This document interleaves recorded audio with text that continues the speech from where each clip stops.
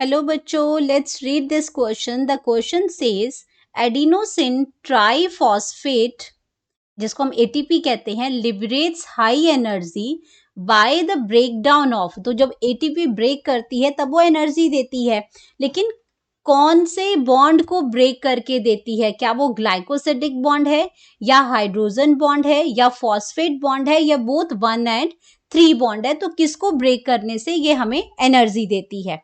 ठीक है, तो अब हम बात करते हैं पहले अपने की कॉन्सेप्ट की। की कॉन्सेप्ट में हमारे पास है इसमें breakdown of ATP, break down of ATP.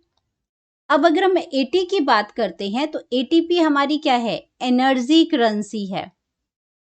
Energy currency है जो सारे ही लिविंग सेल्स में रिक्वायर्ड होती है, उनके मेटाबॉलिक फंक्शंस में ये हेल्प करती है। जितने मेटाबॉलिक फंक्शंस होते हैं हमारी बॉडी में, मेटाबॉलिक फंक्शंस में ये सारी ये एनर्जी जो है वो यूज होती है और ये माइटोकॉन्ड्रिया में प्रोड्यूस होती है। अब क्वेश्चन है कि कौन से बॉन्ड ब्रेक करने में ये यूज होती है। तो हम बात करते हैं एडिनोसिन अगर ट्राइफॉस्फेट की, तो ये आपका बनता है एटीपी से। ये आपका एडीपी जब आती है इसमें, जब एटीपी बनता है इसमें एडिनोसिन ट्राइफॉस्फेट है, जब ये क्या करता है? ब्रेक डाउन करता है, तो ये क्या करता है? एडीपी में बनता है। तो एडीपी में क्या बना? ये ट्राइफॉस्फेट है। ये क्या है? ट्राइफॉस्फेट है। और ये क्या है? ये डाइफॉस्फेट है।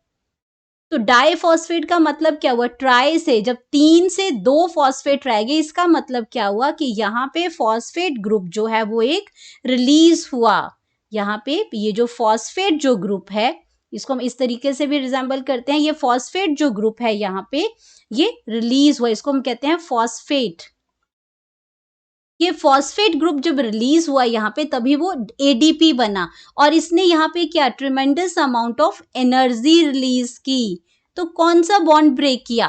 फॉस्फेट बॉन्ड जो ब्रेक किया, तब उसने हमें बहुत सारी एनर्जी दी। और ये एनर्जी जो होती है, ये अप्रोक्सीमेटली एनर्जी होती है 7.3 किलो कैलोरी पर मोल, पर मोल ऑफ एटीपी। एक एटीपी का जब ब्रेक करता है तो इतनी एनर्जी हमें ये देता है। तो हमारे पास जो करेक्ट ऑप्शन जो आ जाता है, वो तो हमारे पास ये ऑप्शन आ जाता है कि फॉस्फेट बॉन्ड को जब ये ब्रेक करता है, ये हमारे पास फॉस्फेट बॉन्ड है, इसको ब्रेक करेगा तो हमारे पास एनर्जी निकलती है। लेकिन हम बाकी ऑप्शंस की अगर बात करते हैं यहाँ पे, तो बाकी ऑप्शंस में सबसे पहले हम बात करते हैं ग्लाइकोसिडिक बॉन्ड की। तो ग्लाइकोसिडिक जो बॉन्ड है ये शुगर्स में प्रेजेंट होता है, तो इसमें फॉस्फेट ग्रुप नहीं है। ये इसके अंदर ये कहाँ प्रेजेंट होता है? ये शुगर्स में प्रेजेंट होता है, राइट। एंड इसमें हम बात करते हैं, और इसमें जब ये हाइड्रोजन जो बॉन्डिंग है, अगर मैं हाइड्रोजन की बॉन्ड की बात करती हूँ,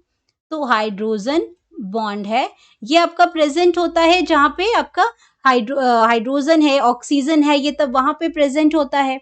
लेकिन जब एनर्जी जो रिलीज होती है वो फॉस्फेट बॉन्ड के एटीपी में पर्टिकुलर, क्योंकि अब एटीपी में तो हाइड्रोजन और या शुगर की बात नहीं हो रही है, यहाँ एटीपी की बात हो रही है। तो एटीपी में जनरली हमारे पास फॉस्फेट ग्रुप रिलीज हुआ। तो ये दोनों ऑप्शंस ही हमारे पास रॉन्ग हो जाती है। जो करेक्ट ऑप्शन हमारे पास है, ये हमारी 1 और 3 भी रॉन्ग हो जाती है। तो हमारे पास जो करेक्ट ऑप्शन बनती है वो बनती है फॉस्फेट बॉन्ड की। Correct option number 3। Hope you understood it well. Best of luck. Thank you.